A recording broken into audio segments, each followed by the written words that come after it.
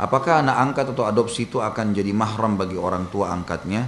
Seperti anak angkat perempuan, apakah masih boleh bersalaman dengan ayah angkatnya sedangkan bukan ayah kandung? Jazakallah khair. Tidak boleh. Anak angkat tetap bukan mahram kecuali kalau sempat disusui oleh si ibu itu, gitu kan? Itu lain. Ya. Itu lain. Jadi ada pendapat ulama yang mengatakan kasus pernah ada sahabat bernama Salim. Salim ini budak dia, laki-laki, dibeli oleh Hudzaifah bin Yaman, Abu Hudzaifah, ya, Hudzaifah bin Yaman. Hudzaifah ini radhiyallahu anhu punya istri, sudah sangat sayang sama Salim karena dari kecil digendong-gendong, dibawa kemana-mana, juga kayak anaknya sendiri. Pas balik, gitu kan, mengeluhlah si perempuan ini kepada Nabi SAW mengatakan, ya Rasulullah, ini Salim, saya bukan anak saya, budak dibeli oleh Hudzaifah. Lalu sekarang sudah tinggal sama kami, dia biasa lihat baju rumah saya, dia tidak tutup aurat dan seterusnya, ini sudah kayak anak saya sendiri, gimana? Kata Nabi SAW, susuilah dia, gitu kan? Maka dia menjadi mahrammu. Di sini maksudnya susui dia adalah kebetulan si wanita ini, walaupun ini si laki-laki Salim sudah balik, kebetulan dia masih punya anak kecil yang dia lagi susuin. Maka oleh Nabi SAW disuruh dikasih di wadah asinya, dikasih kepada anak yang sudah balik tadi, diminum oleh dia sampai dia kenyang, gitu kan? Karena kata Nabi SAW, pengharaman susu itu dengan hilangnya rasa lapar, gitu kan? Ada yang mengatakan riwayat ini khusus untuk Salim, yang lain tidak boleh, gitu kan? Tapi ini umum pendapat. Ada pendapat lain mengatakan tidak.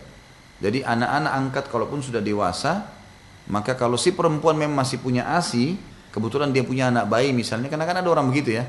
Mungkin dia awal nikah umur 17-18 tahun, suaminya sudah ambil anak angkat, gitu kan.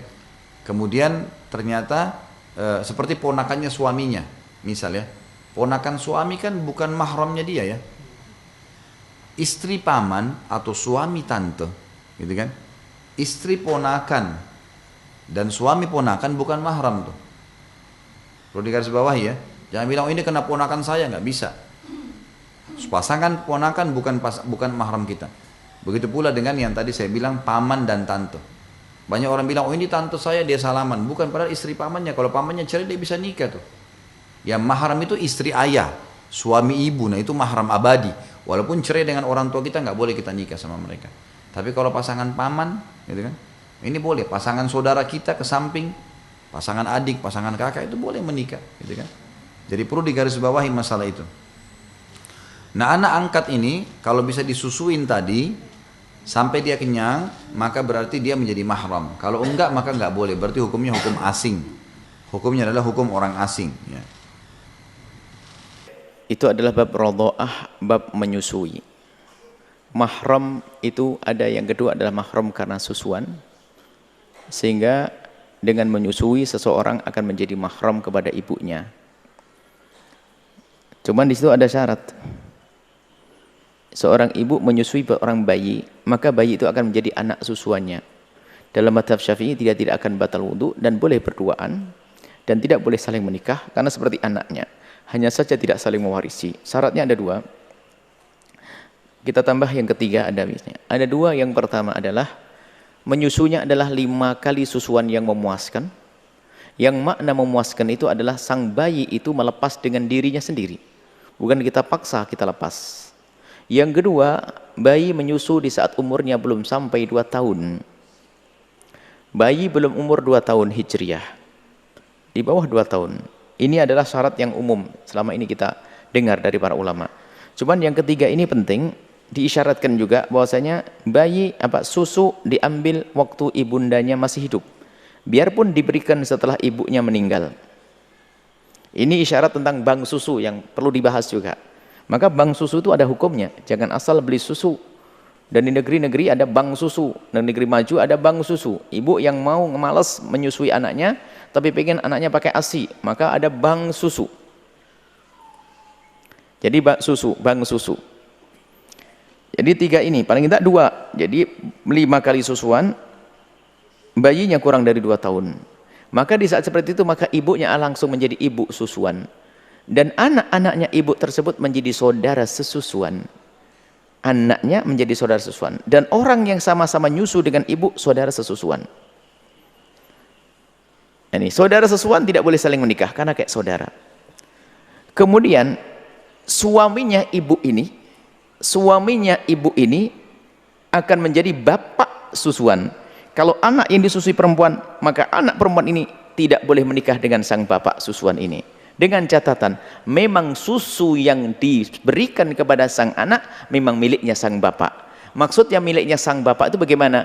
Sang ibu tersebut keluar air susu karena sang bapak, yaitu kehamilan, hamil seorang perempuan dari sang bapak, kemudian setelah hamil keluar air susu.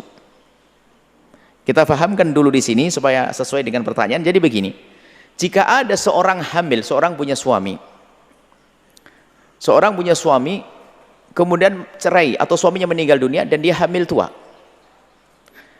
Di saat hamil tua, maka iddahnya akan berakhir kapan? Di saat dia melahirkan. Maka suaminya meninggal atau dicerai oleh suaminya. Suaminya dicerai oleh suaminya.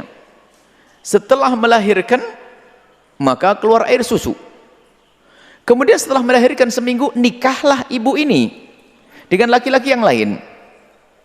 Setelah menikah dengan laki-laki yang lain, maka sang anak menyusu dengan ibu, maka anak ini menjadi anak susuan sang ibu. Bapaknya siapa?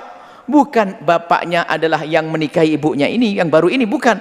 Bapak susuannya adalah yang menjadikan sebab air susunya keluar, yaitu bapak yang mencerainya. Sambungnya ke sana. Jadi sahibul laban, sahibul fahal, yang punya susu. Ini. Jadi nyambungnya ke sana. Nah, ini pertanyaannya sesuai dengan fikih itu.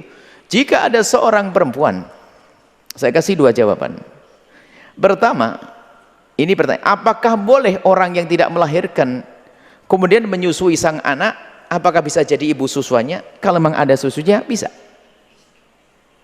Mungkin ada minum sesuatu yang menjadikan ada hormon yang menjadikan sebab keluar air susu.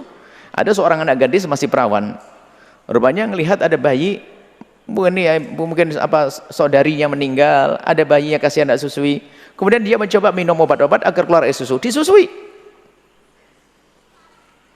Maka susu ini bisa menjadi sebab anak itu menjadi anak susuan, biarpun tidak ada suaminya. Maka ini dalam madhab kita, madhab Syafi'i khususnya, dan juga nanti dalam madhab Abu Hanifah dan juga madhab Malik sama.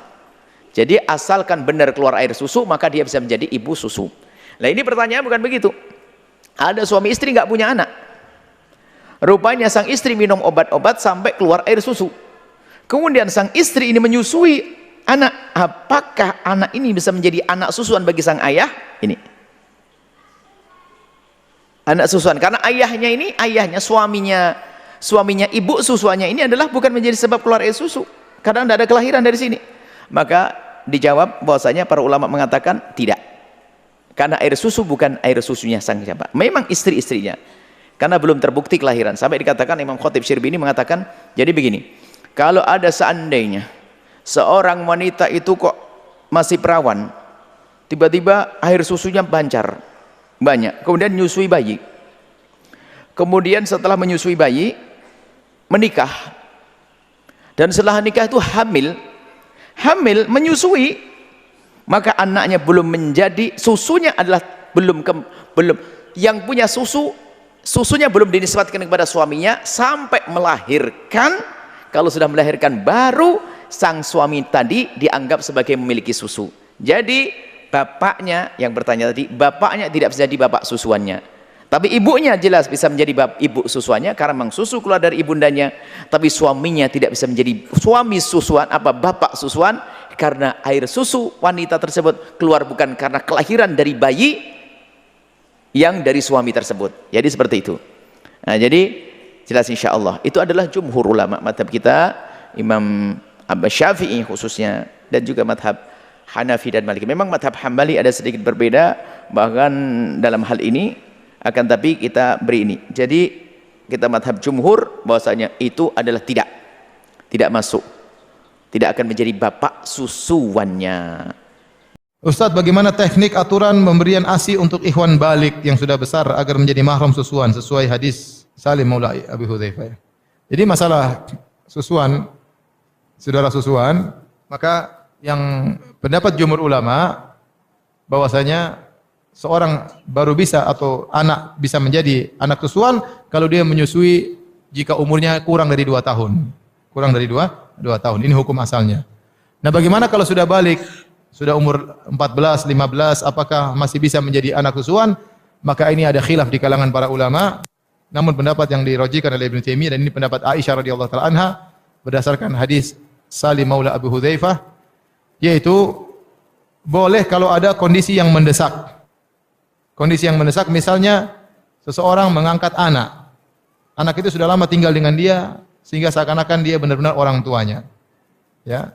Maka dalam kondisi begini sang anak boleh menyusuin meskipun dia sudah dewasa agar dia menjadi mahram. Adapun caranya maka tinggal misalnya seorang wanita dikumpulkan air susunya dikeluarkan dari dadanya kemudian dikumpulkan di gelas misalnya ya. Gelas satu majelis ya mungkin berapa gelas dia minum sekali. Nanti kemudian berikutnya berapa gelas dia minum sekali, segelas atau 2 gelas enggak ada masalah. Sampai 5 kali majelis. Kalau sudah 5 kali majelis maka dia menjadi anak susuan. Tentunya saya katakan ini masalah khilaf ya. Namun jika dalam kondisi darurat, dalam kondisi mendesak, maka dia boleh mengamalkan hadis Salim Maula Abu Hudzaifah. Wallahu taala